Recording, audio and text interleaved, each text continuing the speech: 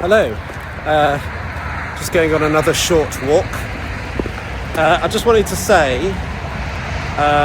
because I've been reading the comments. I haven't been reading all of the comments, but I have to say that I never realised how noisy my short walk was. Yes, I'm right next to a motorway, but I never really thought about that when I embarked on the walk, you see. So I apologise for that, and next time I go for a short walk, I'll pick a place that isn't next to one of the busiest motorways in the United Kingdom. So I will definitely be live streaming. I don't know when, probably. I'm imagining an evening stream is better than a morning stream, but you'll have to let me know. And I guess that's it really. I didn't really want to carry on doing my big loop as I did last time, because A, it's snowing and I'm freezing cold, and B, I'm next to the noisiest motorway in the UK. Obviously I've explained all of that, and C, I don't have my selfie stick because I forgot it, so I'm just holding this with my freezing cold hand. However, for those of you who enjoyed the motorway noise, here's the motorway. If you're in any of these cars, let me know in the comments. Was that you? Who knows?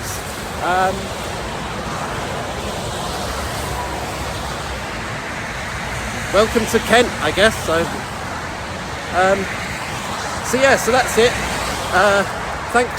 Thanks to all of you once again for watching my short walk. It was very much appreciated. I think I'll go back there and try to answer some more comments. I didn't realise there'd be quite so many, I must admit. And I'm not saying, aren't I popular?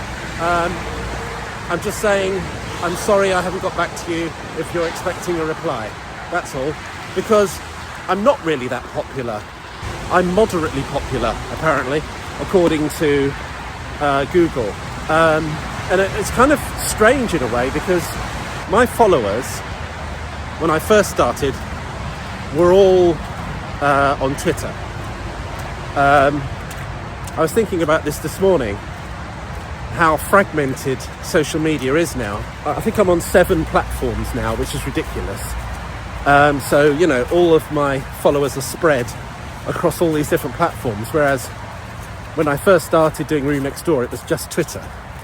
And it felt like there was a real sort of community there. Like I can remember when Boris Johnson used to give those regular COVID briefings, and there was there was always some spectacular balls up. There would always be something he'd say that would be wrong. And then Twitter would start talking about that one thing and, doing their take on it. And all I'd have to tweet is, "Oh no."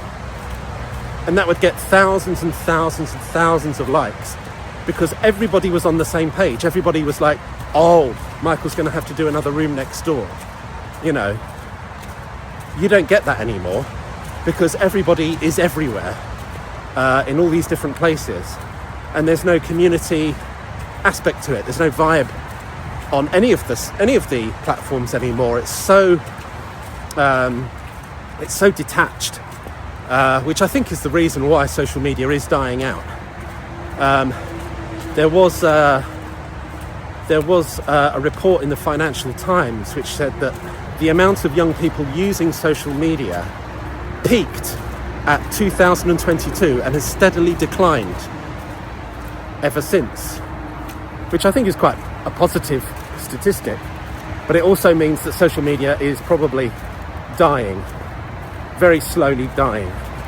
And so I have to find new ways of interacting with the audience that I made back in those heady days of 2019, 2020, 2021. And to be honest, I wish my mind wasn't filled with this garbage, because I'm probably going to be dead in 40 years.